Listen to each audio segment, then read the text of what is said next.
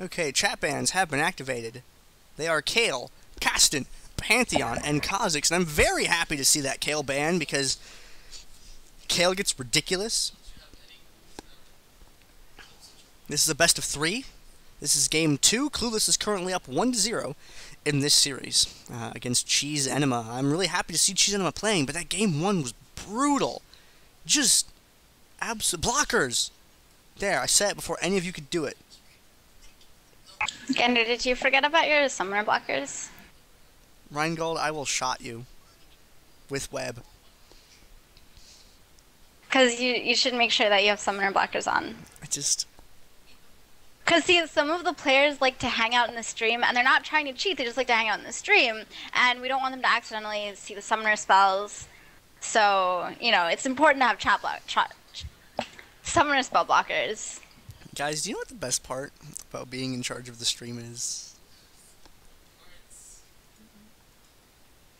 Is being able to do stuff like this.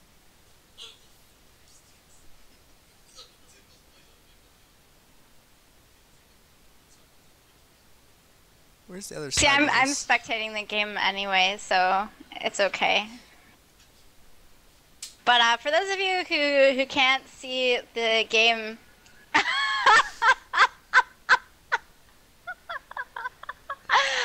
oh my god, what a troll. Get on my level. What a troll.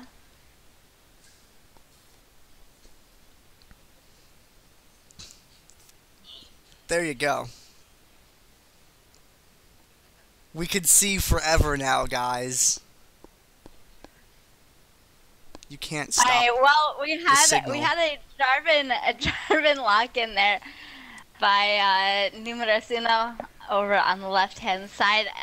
So Lurch locked in Jarvan. We have Sidrani and Janna being picked up here. Janna was actually banned in the last game, and going to be picked up here this time.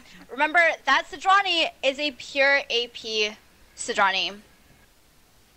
Pure AP, not going to be building any resist at all. Cassiopeia was left open, and it looks like Cassiopeia might go over to NUMEROS here.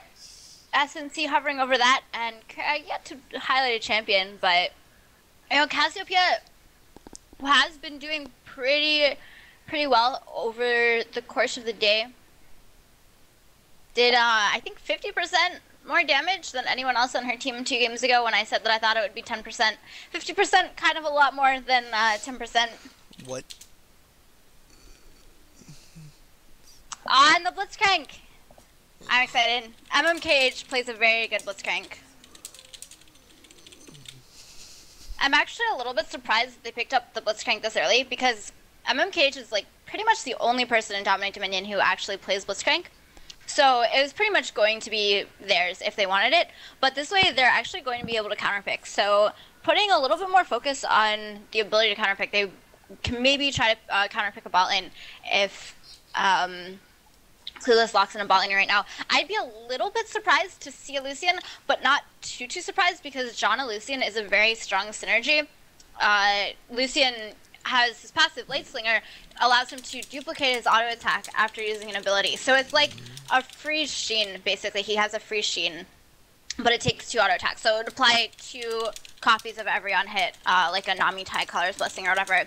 But that means that if whoever's playing Janna puts the shield onto Lucian right before Lucian uses a skill, that extra bonus AD from Janna is actually going to get applied 3 times on both auto attacks on the skill. So Baby Pop is locking that in. He's probably going to be the one playing Lucian. He plays a very strong Vayne, and going for Lucian this time. Lucian has arguably about the same amount of mobility as Vayne if he gets ahead, because he probably will be able to pick up a kill or 2 with his ultimate. Although, to be honest, I am 100% a believer that you should not actually take a point in Lucian's ult until you have completed at least 1 item, if not a little bit more than that. But, yeah, his ult, the culling, stops him from auto-attacking, but just has him do damage in a line in front of him to the first target. And so against super mobile champions, it's a little bit weak of an ult, because they can just Ezreal can arcane shift to the side, Vayne can tumble to the side. Basically, anyone who has a gap closer can just dodge the damage coming out from the culling. But if you have someone like Cassiopeia who's just going to be chasing you, it's really great for kiting backwards. The culling is absolutely amazing at kiting backwards because you're shooting it. You're shooting it in the same line, in the same direction, regardless of which way you're facing or which way you're moving. So you kite backwards and Are no. you serious? But specifically against Cassiopeia, I like the Lucian pick quite a bit.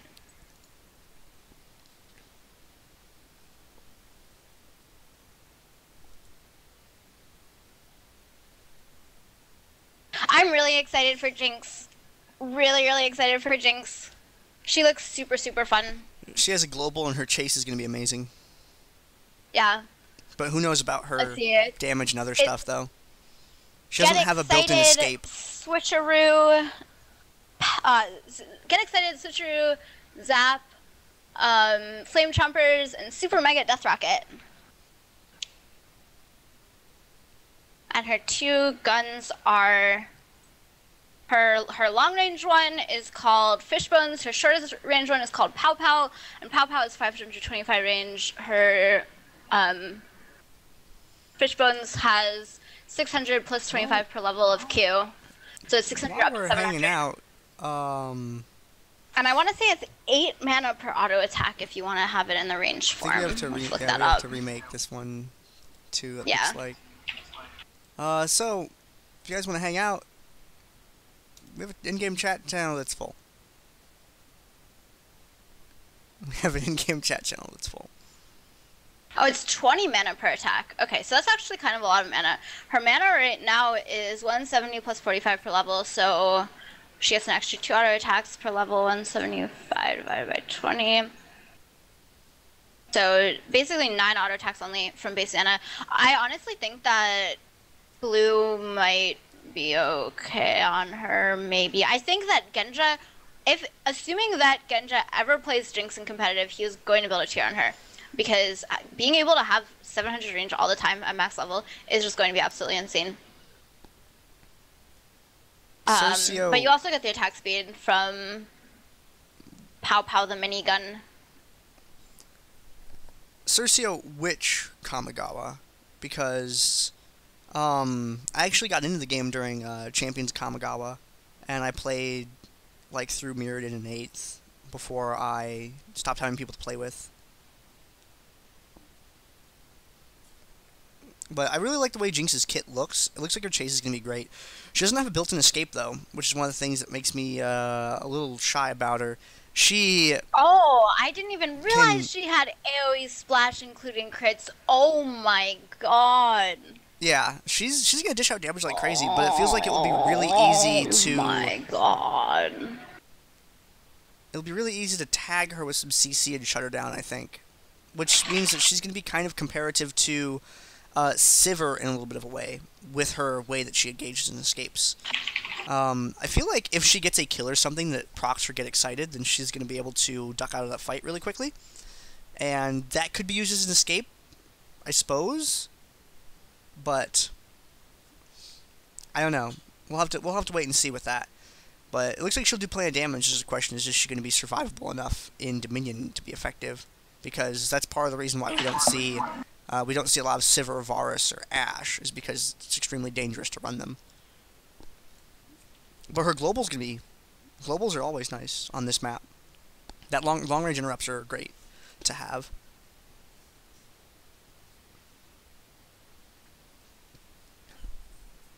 I think her mines are going to be pretty good for zoning, but I don't think they're going to be like the end all be all. That'll just be like a nice thing that she has in her kit.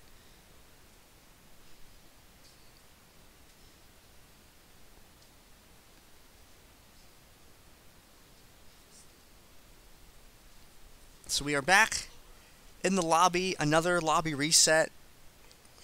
Fire whoever's in charge of the client and give that money to whoever made Sparkle Pony's butt. Because it's awesome.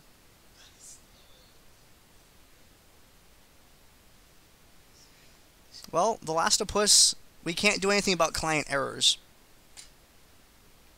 Like, that's on Riot. We can't penalize people for something that we have utterly no control over. We can get angry if people intentionally dodge or do other stuff like that. But when the client just drops people, which it's been doing the last couple weeks, we've got nothing on that. We've actually just sat here and had the game unload entirely on us before without anyone touching anything. Like, me and the other caster got kicked out.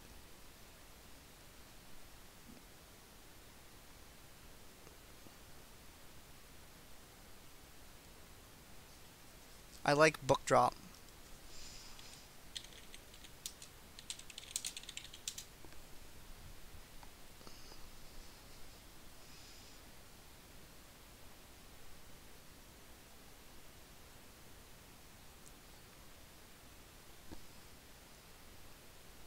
Cercio, there's a little bit of that going around. Sometimes. It's a thing that can occasionally happen. If you guys want to be... I'd plug the in-game chat channel, you know, right here. You can join this. It's capped right now, unfortunately. But normally to get in, you go down to this corner right here. Click Chat Room's control panel. Click Create or Join a Chat Room. And in this field here, you type in DominateDominion. You hit Enter. It will put you over in the thing.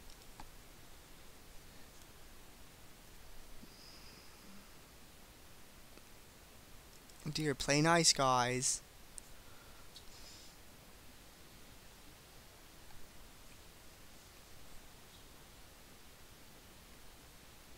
I always love it when someone counters rules with rules. That makes me really happy.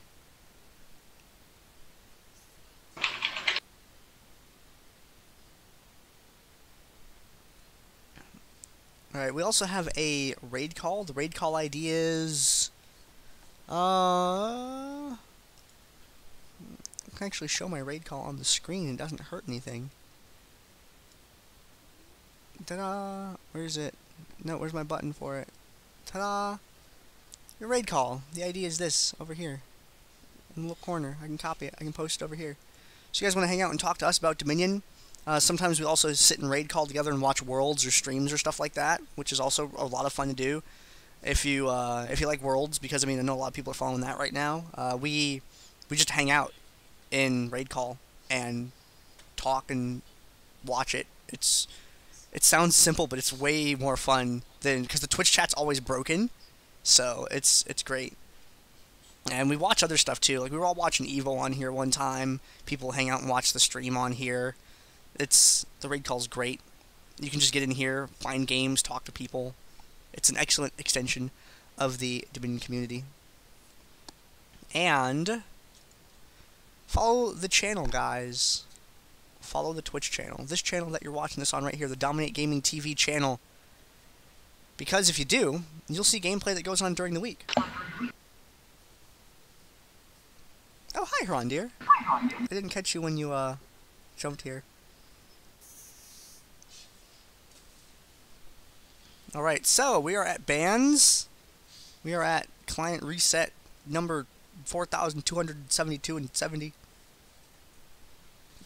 The Maokai, Zyra, Wukong. Maokai, a lot of crowd control, brings great durability to his team. Zyra, lots of AoE damage and crowd control. Nocturne, surprises people and kills them. Wukong, AoE airborne, damage, or not damage, armor reduction.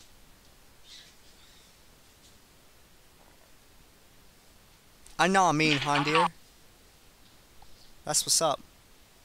Nidalee, great poke, gives sustain to her team. And Teemo. Teemo has a blind. Everybody hates Teemo. Teemo does a lot of damage. Teemo has good map control. But you know what? Teemo's blind. There's a lot of bruisers in this game mode. Pantheon shows up. He stuns someone. He Heartseeker strikes. You blind him during the Heartseeker strike, so that when he auto-attacks after the Heartseeker strike ends, it misses. It's great. When Sivir or Vayne use their ultimate, you blind them. They miss a bunch of shots. When Jax's counterattack ends, you blind him. He misses some swings. Blind timing can be brutal. You can think of like a bazillion more examples, but it basically comes down to that. You blind them when they are going to throw down some auto attacks, and then they miss them. They miss their follow-up to whatever they did. We're seeing J4 Piggy, Yana, Blitzcrank, Cassie, OP, Durius, Luckian, Gragas, and Oriana. Blind duration goes up to 2.5 at max level. Oh my god. Yeah, his blind is frightening. You're Nocturne, right? You fear someone, but you're blind while they're feared. Like, when you see that fear tether on you and Teemo, you pop him with that blind, and you hope his spell shield isn't up. Yeah, Teemo's blind is the counterbalance. It's amazing. And, ooh! MMKH LeBlanc. Oh shit, he's not playing Blitzcrank. It's gonna be LeBlanc. I assumed that was a Blitz for him. Wolfer is a really good Fizz player, too, by the way.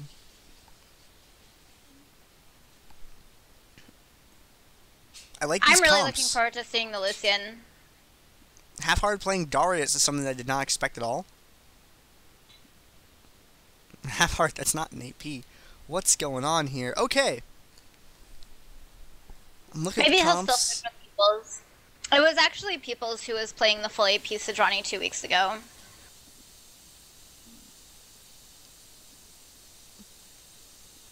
The Last of Us, what part?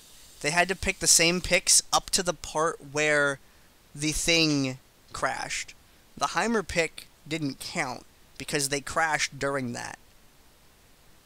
So whatever the current pick was, doesn't matter. So let's say you have let's say you're playing a game. It's a draft. And this champ, these two champs, and these two champs have locked in. And this one over here is like Heimer something else, right? And these two champs over here are highlighted, but not locked in. And then you crash because something happened on this guy's end.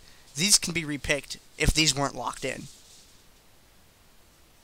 Yeah, if you DC during your pick, or the stuff that happens after, like the champs afterward haven't actually been locked in either, then you can just reset it and it's fine. Because nothing's happened at that point. They haven't made a counter pick to your incorrect pick, so it doesn't screw anything. Yeah, but hey, thank you for looking out for that. Because the more eyes that are looking out for stuff like that on streams, the better. Because sometimes we'll miss stuff as a caster. Sometimes... Hey, your summoner blockers aren't on. Spectator delay. I'm sorry, I had to. Yeah, the more eyes we have on it, the better. Because sometimes we, the casters, are busy doing plugs or talking about things that we miss stuff. Sometimes the tournament admin, you know, it's like, hey, it's the finals. The players have this under control. I'm going to do some other stuff. Hey, man. Anyway, I am not mad at you at all, sir. Well, I'm not an admin, so you can't be talking about me. Great. Look at these two teams. Gander did mention the Darius, actually, Moloko. Yeah. So He half-hour mentioned Darius? Darius. What? Yeah, Siren's not playing this week, but his team is playing. Also, shout out to Zalklaus in the Twitch chat for being the one of the two commentators for the French commentary game during DominateDominion. That was super hype. Zalklaus and Ragon Darkness doing French commentary for the game, and Eagle37 in the chat doing translation. I just had the worst idea ever. What is it? It's that we commentate a game in Pig Latin. You feel free. I'll run camera. I did say it was the worst idea ever. See, I'd be down to do it, but I would need you to do it with me. No. I don't do the language thing. There's only a couple languages that I ever wanted to learn, and that is Spanish, Russian, and Japanese. Yeah, but it's Pig Latin. I know, but You don't. I know. you I understand generate it's it. moving letters and stuff around. That's all. I get it, but nah, I'm I.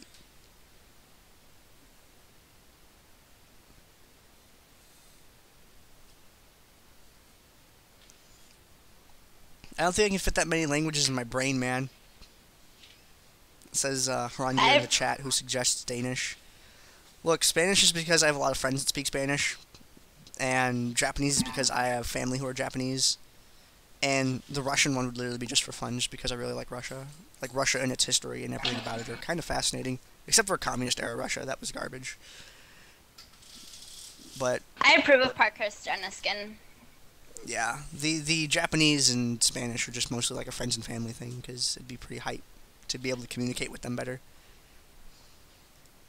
I want to learn Korean, but like, it's so hard to learn Korean. Yeah, well, try Japanese. They have 2 different alphabets. Yeah. Yeah, I have a bunch of family. Chaos Kenta. I have a bunch of family that live on Okinawa, Japan.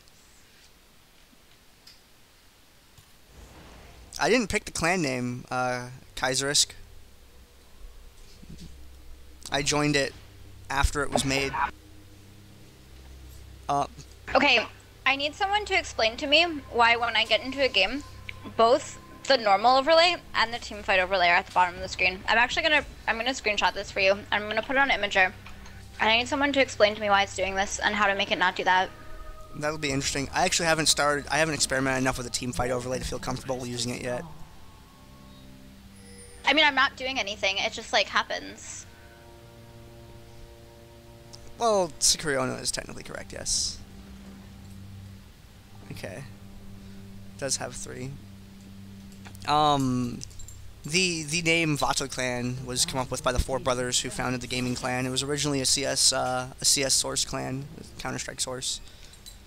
CSS, whatever, however you refer to it. People like Lead Poison, Migs, Thizadre, those guys, founders, they're awesome.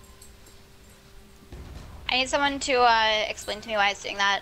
If I toggle the overlay on and then off, or off and then on, or whatever, then it fixes itself, but I want it to not do that at all. MMKH with this maximum greed blitzcrank going with the tier first. Who can I follow? You can get a good amount of stacks on that before you get out of the platform. Janna's staff is like a singularity. Okay. MMKH cutting in behind. So MMKH, yeah. Oh, you're distracted. I'm actually gonna need to be a little bit careful about this. There's oh the dear! Pull onto Bebe, and there's a pull on the other direction. Bebe now off to the side.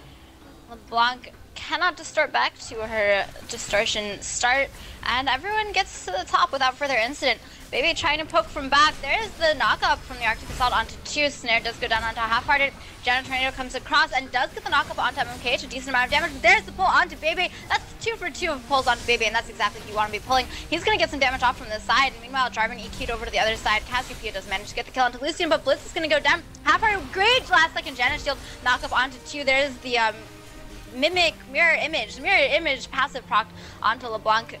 And they're actually going to focus onto the wrong one there. How sneaky.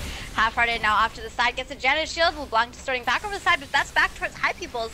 And so High Peoples might be able to get a little bit of damage. The upper hand does not hit. Lurch is going to go down. Lucian to pick up that kill. Half-Hearted getting knocked up by Krayog and going to actually fall there.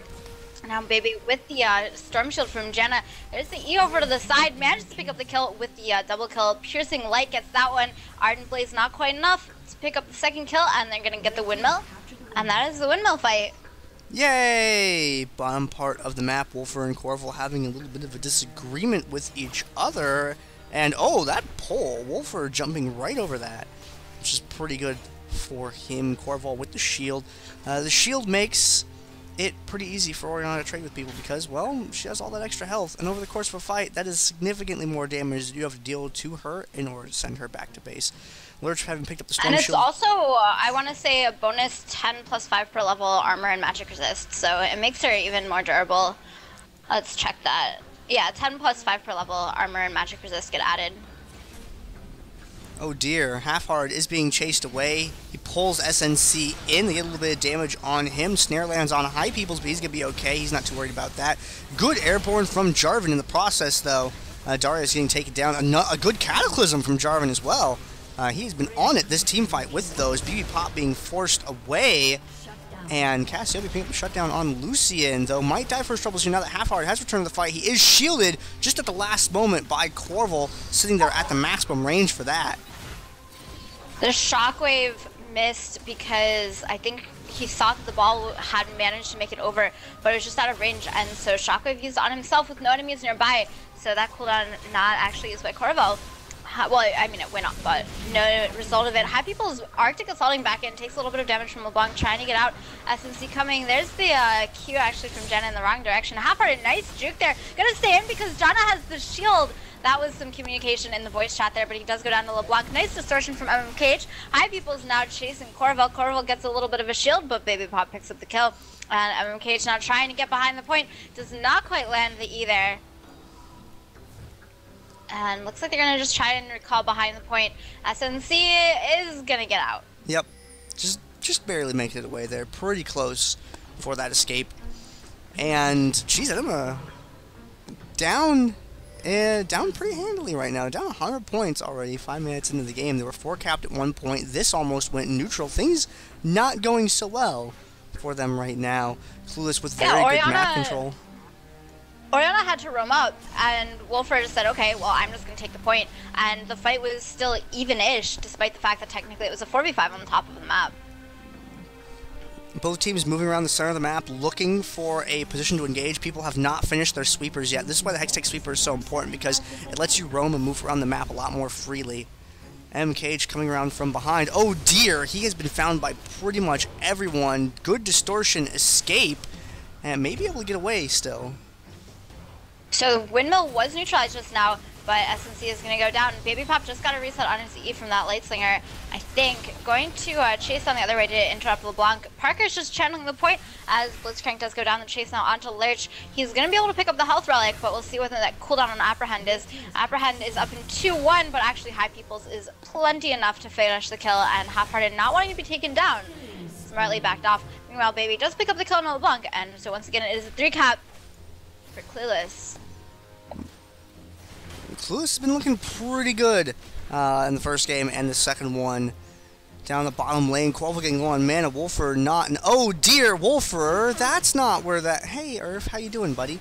Not landing that, unfortunately. Not having that with him at the moment is going to be pretty bad, especially considering SNC is on his way down here, so Wolfer does not have his airborne available. He gets pulled in by Oriana. Cataclysm might not have been necessary, but it's just a further nail in the coffin.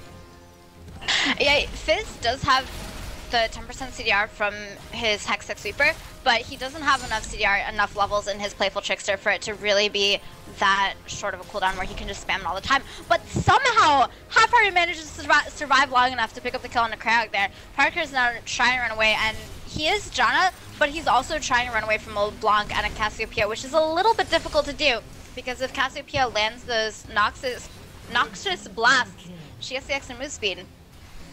And LeBlanc, of course, is LeBlanc, but LeBlanc is low on mana. Cassiopeia going up top to the windmill while the quarry does get captured there with 3 bot. Jana trying to go top, really wants to stop, if not the neutralize, then the capture. Can't get in range to stop the neutralize, but can get in range to stop the capture. Howling Gale being charged there. Going to have to kite backwards. And a Parkhurst is going to be sent back, unfortunately. He did try to delay up at the top. However, that crowd control was just a little bit too strong for him to deal with. Bomb point. Will the minions be able to get the... Oh, the minions almost... SNC barely stopped Wolfer from being able to get the quest objective first, but Churn the Waters is back up. Krayog now getting caught, being chased by Bebe, and he is going to go down. I feel like there, Wolfer was not in range for J4, but was in range for Blitzcrank when that happened. And oh, good dodge, Wolfer. Wolfer, who was once referred to by Curse Rocks as being a Fizz on a completely different level. That quote actually happened, so there you go. SNC in the bottom part of the map. Oh dear. The bottom part of that fight, rather, has that 5 stack on him. Half-Hearted is probably going to go down to... Oh, oh dear. If he almost picked up the kill onto Corval there. Yep. Just barely, though. And She's Enema still in control. She's Enema still in control of 2 points. They need a third, though. They need to pick up that third point. They're going all top at the moment. Half-Hearted is down. This is a great opportunity for them. It's going to be a 4v3. LeBlanc can threaten to back cap or come in from the bottom part of the fight, which is exactly what's going to happen. Point neutral. Defender's advantage completely lost. Great stun by Lurch's Cassiopeia. Snare on BB. That's exactly where you want your crowd control, so he cannot escape. Keeping their carry where you can defeat it. And they're going to quickly force them away from that. With BB dead, they really can't make a play there, and they very wisely break off. 7 of their kills over on BB right now, and he's actually itemizing towards the Trinity Force, it looks like. And actually, it is High Peoples with the most gold on that team. Half-Hearted waiting for MMKH here. There's the E. Gonna try to get forward. The distortion over, distortion back.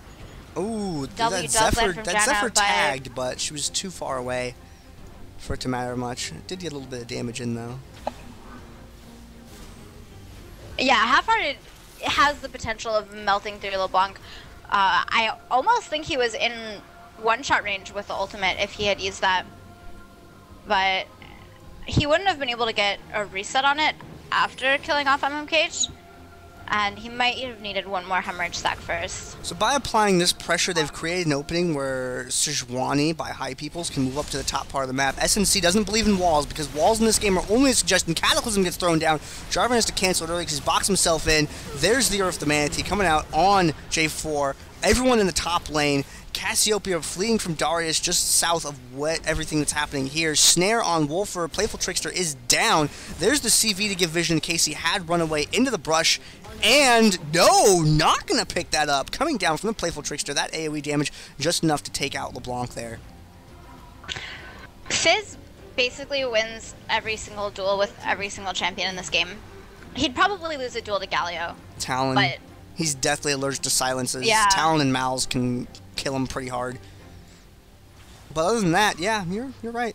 You really need to have a real solid silence, or you have to have an ability to remove yourself from combat as well, which is why Talon's so good. Talon can drop that stealth or that silence. So if you Playful Trickster, the stealth, the silence keeps him from using it in the first place, and while you're Playful Trickstering, you can hit your stealth so that Fizz doesn't know necessarily where to go to land on you.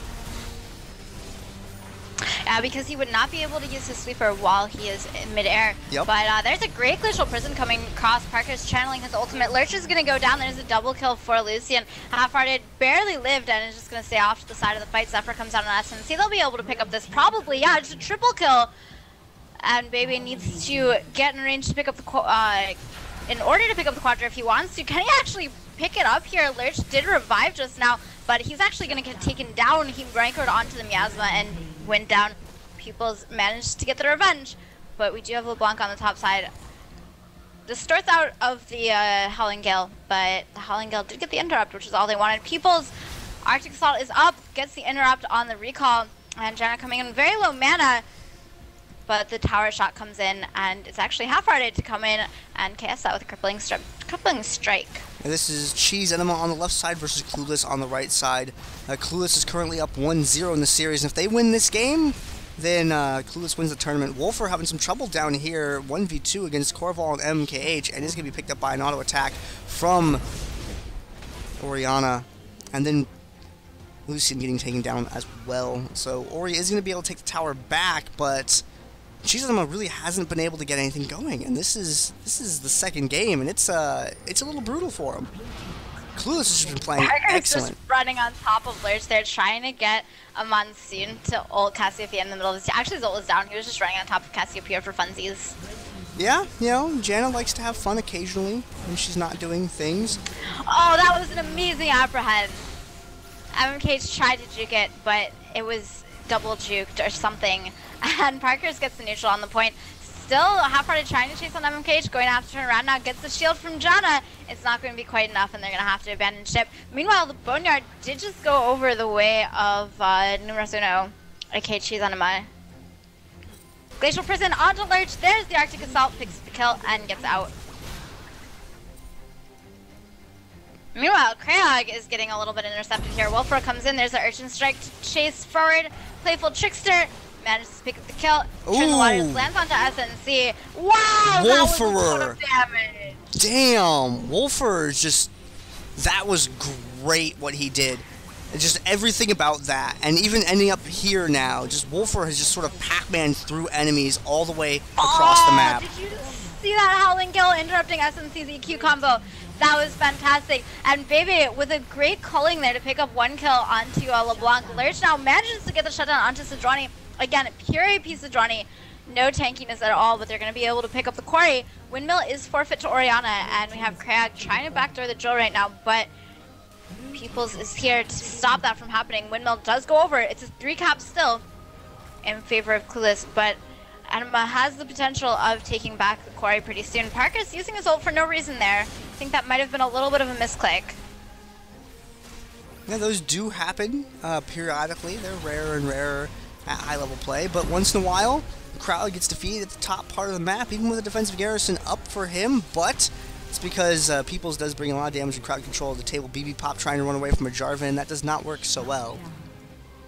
Yeah, he needed the cooldown on his Relentless Pursuit to come back up, and if it had, then he would have been able to get out because he could have picked up the relic. That was brutal. With the junk. Oh, distortions right into Half-Hearted's axe. That was very unfriendly. Corval is here, but his shockwave is not. He does have his revive right now, so even if he goes down, which he might because Wolfer is here, and Wolfer seems to spell instant death for anyone who's nearby him. That Urchin Strike through Ori as an escape is great. That dodge of the potential... Uh-oh. Uh-oh, Wolfer. Wolfer, I'm scared for you! Oh, Wolfer, Wolfer, Wolfer. Nope, everything's fine. Yeah, he's Fizz. Wow, that grab was actually really close. Oh no! Oh, he playful trickster the damage from the auto attack and the poison. Get denied. Get denied. MMK does pick up the kill on Janna, but is gonna go down to Peoples. Peoples actually last hit that with a Glacial Prison. That must have been immediately when it came off cooldown. Otherwise, I think he would have used it a little bit earlier. Turn the Waters does not land onto anything there, just a little bit short. I think he thought that they were going to be ambushing him. Yeah, good scout. I mean, he could have used the sweep. Well, actually, I think he was a couple seconds off from having the sweeper, and he wanted to make sure. Now, Wolfer is probably going to be able to dodge everything. Nope, you can't dodge being attached to Blitzcrank's fist, and there's a shockwave there as well. Although he's diving through for Krog, able to help put him down.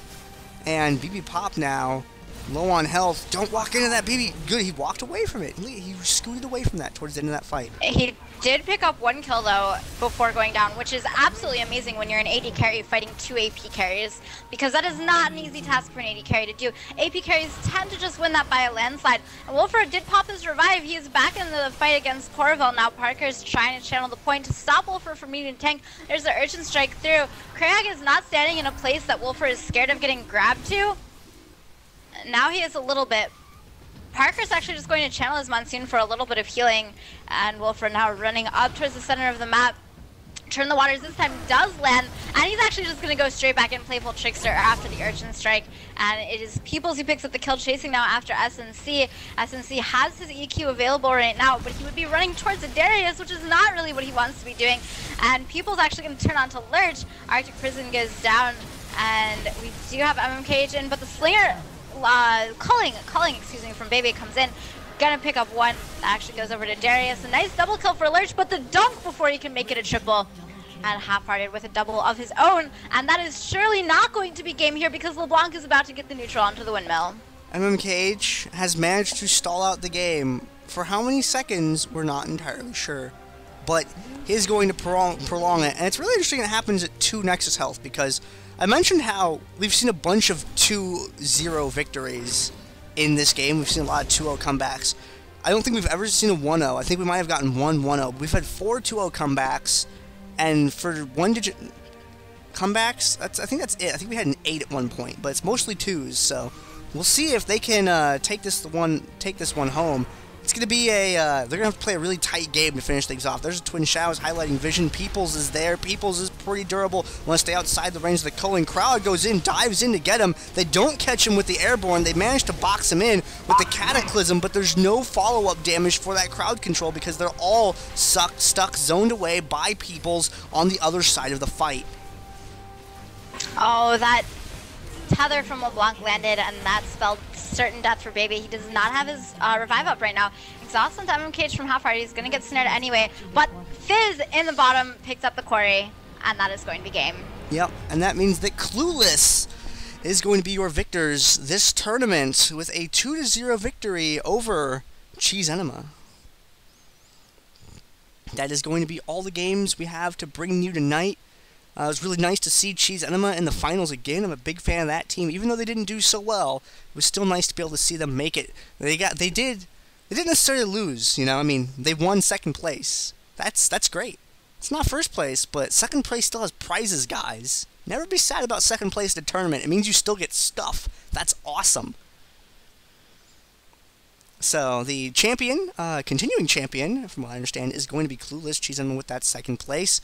Let's take a look at the last couple of stats of the event before we head out of here. Thank you all for coming by and watching this week. Damage dealt to champions, Piggy, Sejuani, in there, with 32k. Wolfer's Fizz up there pretty high also. Wolfer, man, he's an awesome Fizz. Wolfer, awesome player overall. It's great.